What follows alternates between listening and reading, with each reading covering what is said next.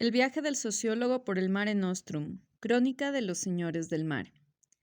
El sociólogo se convierte en arqueólogo del tiempo, y su mirada no se detiene en las piedras, sino en las corrientes de intercambio, poder y resistencia que moldearon el mundo antiguo.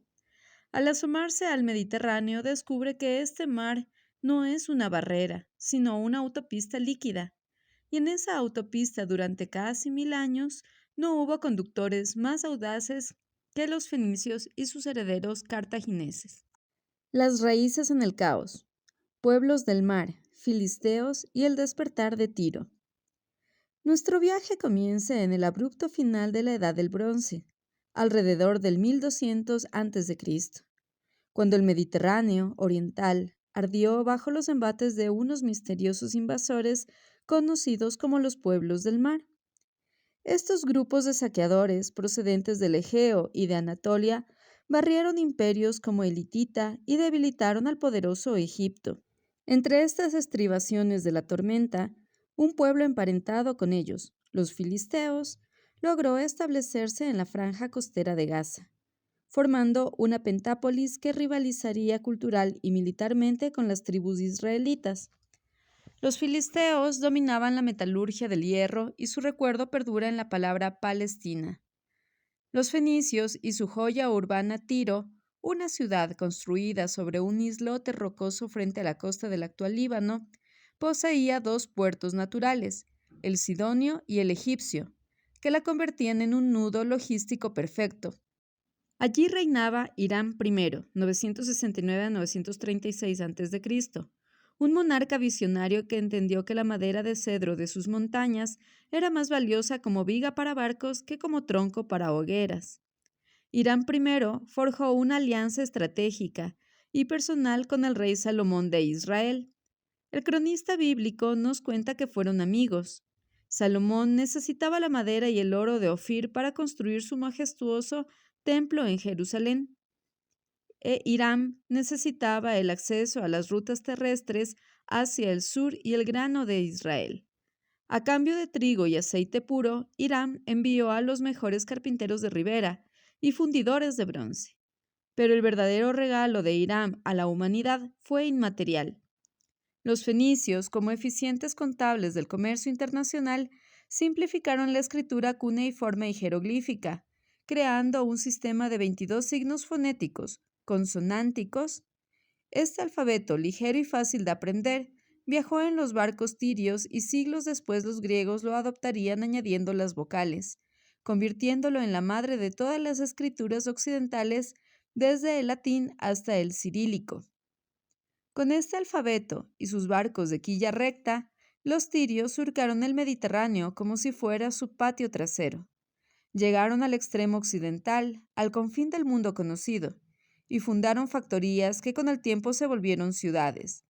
Gadir, la actual Cádiz, levantada sobre un archipiélago de islotes en la desembocadura del Guadalete, y Málaca, la actual Málaga, situada en la costa andaluza, en una bahía resguardada que servía como puesto de salazón de pescado y obtención de la apreciada púrpura malacitana. Política, sangre y alianzas. Jezabel, Atalía y la sombra asiria.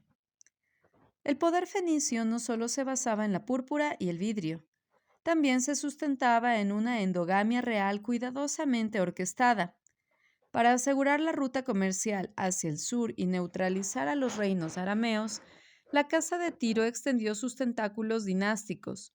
La princesa fenicia Jezabel, hija del rey Edbaal de Tiro, fue casada con el rey Acab de Israel, el poderoso monarca del norte. Este matrimonio no fue un cuento de hadas, sino un acto de geoestrategia. Jezabel llegó a Samaria con sus sacerdotes de Baal y su corte, introduciendo el culto al dios cananeo en el corazón del yavismo israelita. La reina, de carácter férreo, desafió a los profetas hebreos, especialmente a Elías, y promovió una sincretización religiosa que dividió el pueblo durante décadas. La influencia de esta dinastía fenicia fue tan profunda que cruzó las fronteras del norte al sur. Atalía, que era sobrina o descendiente directa de la línea materna de Jezabel, escaló posiciones en la corte de Judá, el reino del sur. Tras la muerte de su esposo, el rey Joram, y viendo la oportunidad, Atalía se autoproclamó reina, asesinando a todos los herederos varones de la casa de David que pudo encontrar para asegurar su trono. Gobernó Jerusalén con mano de hierro durante 6 años, manteniendo el culto a Baal en el templo de Salomón, hasta que un golpe de estado sacerdotal la depuso y ejecutó. Esta red de alianzas fenicio-hebreas demostraba que el Mediterráneo era un tablero de ajedrez donde las piezas se movían por la sangre y la religión. Pero el Levante se estaba encogiendo bajo una presión irresistible. Desde el este, el imperio asirio, con su maquinaria de guerra de hierro, extendía sus dominios. El rey Salmanasar III, 858-824 a.C., lideró varias campañas hacia el oeste. En el célebre obelisco negro de Nimrud se le representa recibiendo tributos de Jehú de Israel, pero también presionó duramente a las ciudades fenicias. Llegan los asirios para un gigante imparable. Tiro y las demás ciudades fenicias, sabiendo que no podían vencer al ejército terrestre asirio, optaron por la diplomacia pragmática. Pagaron fuertes tributos en metales, madera y púrpura. Sin embargo, la soberanía de Tiro comenzó a resquebrajarse y la presión fiscal asiria desestabilizó la corte interna. La fuga de Elisa y el truco de la piel de buey. Nacimiento de Cartago. Dentro de la asfixiante Tiro, la tensión estalló en una guerra civil palaciega. El rey Matán de Tiro tuvo 2 hijos, Pigmalión y la princesa Elisa. A la muerte de Matán, el trono pasó a Pigmalión, un joven ambicioso y cruel. Pero el alto sacerdocio y las finanzas de Tiro estaban controladas por el sumo sacerdote Siqueo, quien además era el tío y esposo de Elisa. Siqueo era inmensamente rico, atesorando los aranceles del comercio tirio en cofres ocultos. Pigmalión, cegado por la codicia y el miedo a que Siqueo usara su fortuna para arrebatarle la corona, mandó asesinar al sumo sacerdote en su propio palacio. Elisa, al enterarse del magnicidio, supo que su vida peligraba. Sin embargo, la princesa demostró una inteligencia maquiavélica. Fingió sumisión ante su hermano mientras, en secreto, contactaba a los nobles descontentos y preparaba una flota. Siqueo, muerto, se convirtió en el catalizador de la fuga.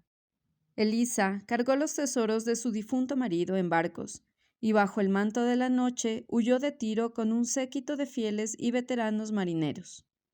Navegó hacia el poniente, esquivando las costas controladas por los griegos, hasta llegar a las fértiles llanuras del norte de África, en la bahía del actual Túnez. Allí, los fenicios no eran completamente desconocidos. Ya existían pequeños puestos de intercambio, pero la tierra firme estaba dominada por tribus nómadas libias, especialmente la tribu de los getulos, guerreros bereberes que desconfiaban de los extranjeros. El rey de esta región, el monarca númida Arbas, vio en la princesa fenicia una oportunidad de alianza y, atraído por su belleza, quiso tomar a Elisa como esposa. Elisa, sabiendo que no podía rechazar directamente al rey bajo su protección, recurrió a un astuto ardid diplomático. Solicitó al rey Arbas un pedazo de tierra para establecer un campamento temporal, un terreno tan pequeño como pudiera abarcar con una piel de buey.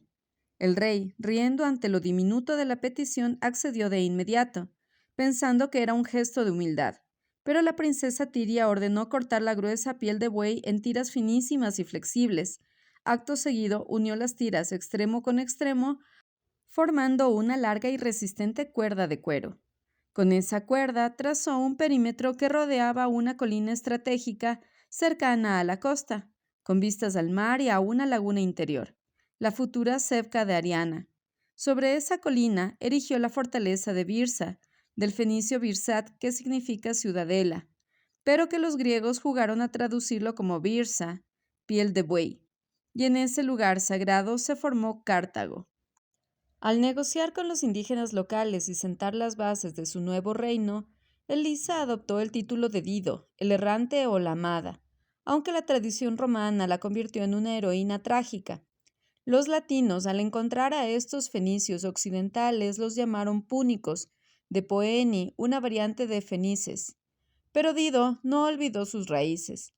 Los dioses que protegieron la fundación fueron la Trinidad fenicia adaptada al nuevo suelo, Baal, el señor de la tormenta y la fertilidad, cuyo culto se sincretizó con el dios local Saturno y sobre todo Tanit, la diosa de la luna, la guerra y la fecundidad, cuyo símbolo, un triángulo con un círculo en la parte superior, se convertiría en el emblema omnipresente en las estelas cartaginesas. La nueva ciudad no estaba sola.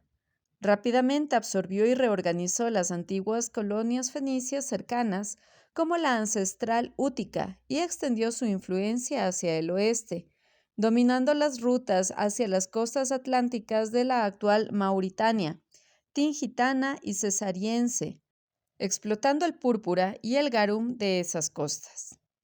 El Catón y la expansión imperial, Sicilia, etruscos, Cerdeña y el conflicto griego. Si Cartago iba a dominar el Mediterráneo, necesitaba una base naval insuperable. Los ingenieros púnicos diseñaron la maravilla del mundo antiguo, el famoso puerto circular El Cotón. No era un simple embarcadero, era un complejo de doble dársena artificial, una exterior rectangular para barcos mercantes y una interior circular rodeada por un anillo de astilleros y gradas cubiertas, donde se escondían hasta 220 naves de guerra, quinquerremes. Los mástiles de los barcos permanecían ocultos a la vista de los enemigos, permitiendo una salida sorpresiva y fulminante.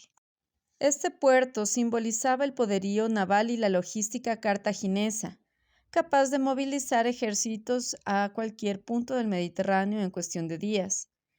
Con esta maquinaria, Cartago comenzó su expansión territorial sistemática. El primer objetivo fue Sicilia, la isla del trigo, situada estratégicamente entre África y Roma. Los cartagineses colonizaron Sicilia, asentándose en el extremo occidental en ciudades como Palermo y Motia. Desde allí controlaban las rutas de cereal. Para contrarrestar el creciente poder de los griegos focenses, Cartago se alió con los etruscos de la península itálica. Juntos, púnicos y etruscos formaron un frente común en la batalla de Alalia, 540 a.C., donde echaron a los griegos de Córcega, consolidando el control sobre el Tirreno. Al oeste fundaron importantes colonias en los Baleares, especialmente en Ibiza, Ebusus, un enclave perfecto para la producción de sal y la conservación del pescado, que servía como escala obligada hacia la península ibérica. Pero la paz era frágil. Los griegos, especialmente los de la poderosa ciudad de Siracusa en el este de Sicilia, no cejaban en su empeño de expulsar a los púnicos. Durante siglos se libraron duras luchas en la isla, con generales como Gelón y Dionisio el Viejo liderando ofensivas contra las plazas cartaginesas. La guerra fue un tira y afloja sangriento. En un momento crítico de la contienda, los ejércitos de Siracusa lograron sitiar y tomar la ciudad portuaria de Marsala, la antigua Lilibeo, fortaleza púnica en el extremo occidental. Aquí ocurrió un episodio crucial. Los griegos los echan de Marsala temporalmente, arrasando sus defensas. Sin embargo, la tenacidad cartaginesa, reforzada por el oro y los mercenarios iberos, permitió recuperar la posición, aunque la isla se convirtió en un campo de batalla perpetuo que drenó recursos. Mientras tanto, en el este, la ciudad madre Tiro recibía el golpe de gracia. El rey babilonio, Nabucodonosor II, implacable, puso sitio a la isla fortificada durante 13 largos años, 585 a 573 a.C. Tiro cae finalmente, saqueada y reducida a una provincia más del imperio caldeo. El ombligo del mundo fenicio se había apagado. Con la metrópoli destruida y sus rutas orientales bloqueadas, Cartago quedó sola como la única heredera legítima y funcional del legado fenicio. La ciudad africana asumió el manto de Tiro, convirtiéndose en la capital indiscutible del comercio occidental. Durante este periodo de autonomía, el poder en Cartago pasó a manos de la agresiva dinastía magónida. Los Magón fueron grandes reformadores militares y agrícolas. Escribieron tratados sobre el cultivo de olivos y vides que los romanos admirarían. Bajo su mandato, Cartago lanzó una ofensiva de limpieza marítima. Echaron a los griegos piratas que infestaban las rutas hacia el estrecho de Gibraltar, asegurando que los metales preciosos de Iberia llegaran sin sobresalto a sus arcas. Además, para asegurar la madera y los metales del norte, fundan Cerdeña, colonizando sus costas y explotando sus minas de plomo y plata, al tiempo que sometían a los nativos nurágicos. El ocaso de Tártesos y la forja de Hispania, la travesía de las columnas. Pero el gran objetivo de los magónidas era la península ibérica. Desde hacía siglos los fenicios habían comerciado pacíficamente con la mítica civilización de Tartesos, un reino rico en plata y estaño, gobernado por el legendario rey Argantonio, que había dado cobijo a los griegos focenses. Tartesos, ubicada entre Guadalquivir y el Guadiana, era el dorado de la antigüedad. Sin embargo, la política cartaginesa cambió radicalmente. Abandonaron el trueque pacífico y adoptaron la conquista militar. A mediados del siglo VI a.C., las tropas púnicas dirigidas por generales como Malco o Amílcar cruzaron el estrecho con un ejército profesional. Tartesos cae por Cartago, víctima de una conquista brutal que destruyó su capital y dispersó su población. La ciudad de Tartesos fue saqueada, sus minas de plata pasaron al control estatal cartaginés y su flota mercante fue incendiada para eliminar la competencia. Al consolidar su dominio sobre este rico territorio, los cartagineses bautizaron a toda la región con un nombre genérico. Los fenicios llamaban Ishepan-ha, a la tierra de los conejos, por la abundancia de este animal, o quizás derivó de la palabra fenicia spal, lugar llano. Sea como fuere, los púnicos comenzaron a llamar Hispania a toda la península, un nombre que perduraría en la geografía universal. La conquista de Hispania obligó a los navegantes cartagineses a realizar la proeza más temeraria del mundo antiguo, atravesar las columnas de Hércules, el actual estrecho de Gibraltar. Para la mentalidad griega y romana, aquellas columnas, las rocas de Gibraltar y el monte Hacho de Ceuta, marcaban el límite absoluto del mundo civilizado. Más allá solo había tinieblas, monstruos marinos y el abismo del océano. Sin embargo, los almirantes de Cartago, empujados por la ambición del estaño de las Casitérides y el ámbar del Báltico, franquearon ese umbral. Y Milcón, un navegante cartaginés, describió en sus periplos las aguas espesas, las algas inmensas y la ausencia de viento en el Atlántico, pero regresó cargado de riquezas. Demostraron que el mar no tenía dueño y que la herencia de Tiro, aunque muda en el oriente, rugía con fuerza en el océano occidental. El sociólogo cierra su cuaderno de notas en la proa de un barco.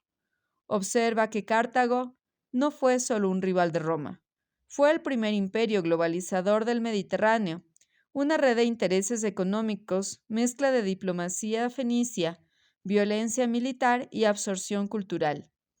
Su legado, desde el alfabeto que usamos hasta las ciudades que hoy pueblan el sur de Europa, es el testimonio de que las rutas comerciales, sostenidas por la guerra y la astucia, son las verdaderas columnas sobre las que se sostiene la historia humana.